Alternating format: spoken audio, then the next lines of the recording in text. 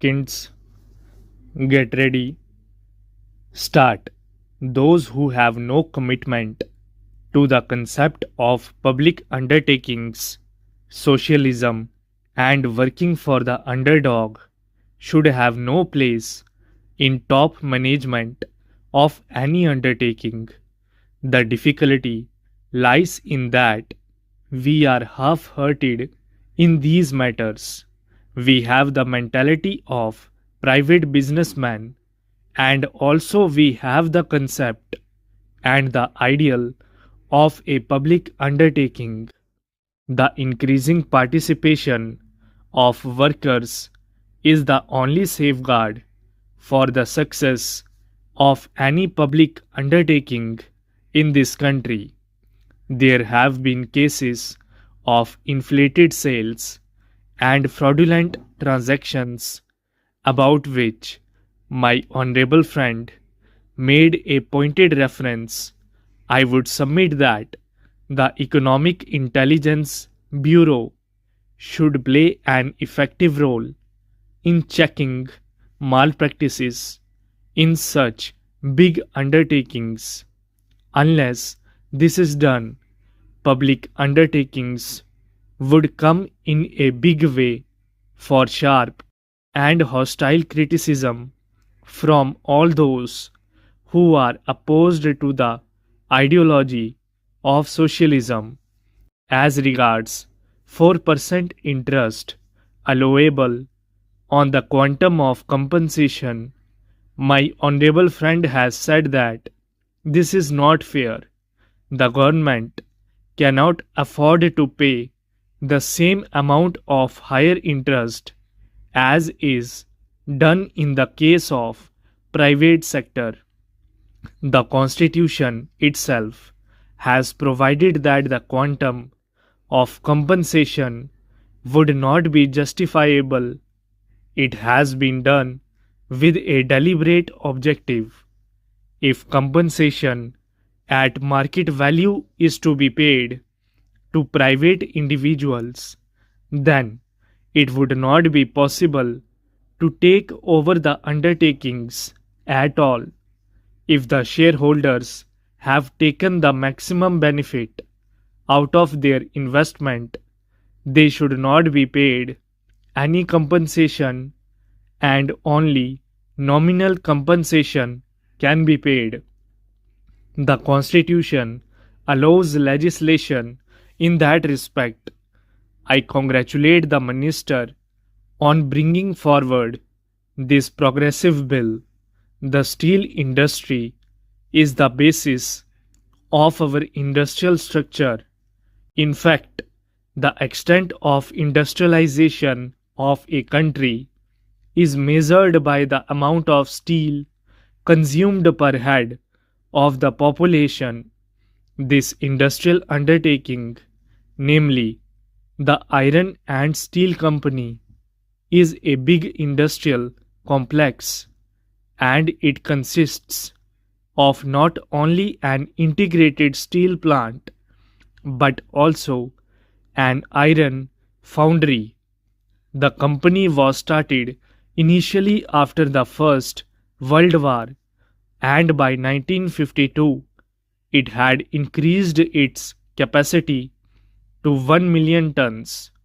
But the decline in the fortunes of the company started in the 60s, and by 1963 the production had gone down to 1 lakh tons per year, that is 13% of its rated capacity, as stated by the Honorable Minister. In fact, its production had reached a figure of 8 lakh tons. From that, it came down to 1 lakh tons, which was a result of the rotten management and the low price of steel. Sir, we were expecting that this bill, which is before us and which has been passed by Rajya Sabha, would deal with some of the vital issues that are agitating the minds of the people and their living conditions also. But unfortunately, it does not do so.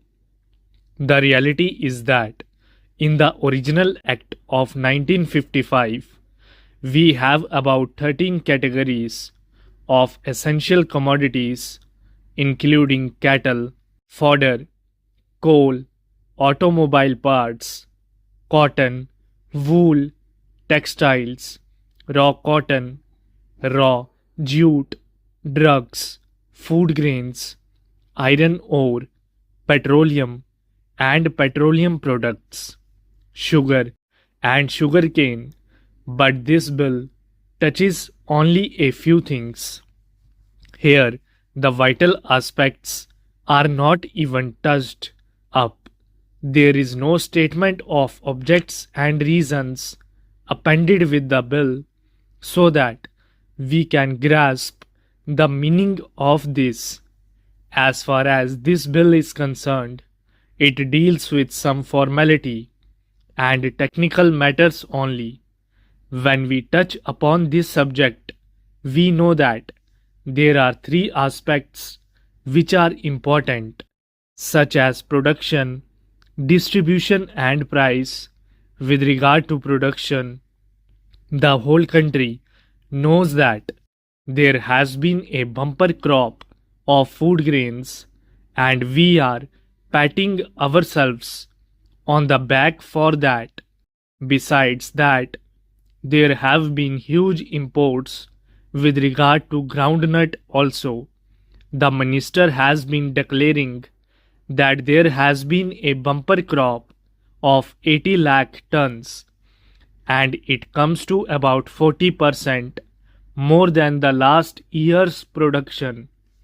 Here, we have just now heard that the National Textile Corporation is playing its part in stepping production and making the sick and deserted units viable ones. In such a situation, when there is production on such a huge scale, what is the factor that is hindering the proper distribution and check on price rise in our country? I would like to ask, in view of the fact that the production in the public sector is growing, even the National Textile Corporation with 6 mills, most of them dead mills, is growing. I would like to know about role of the private sector in the matter of textiles.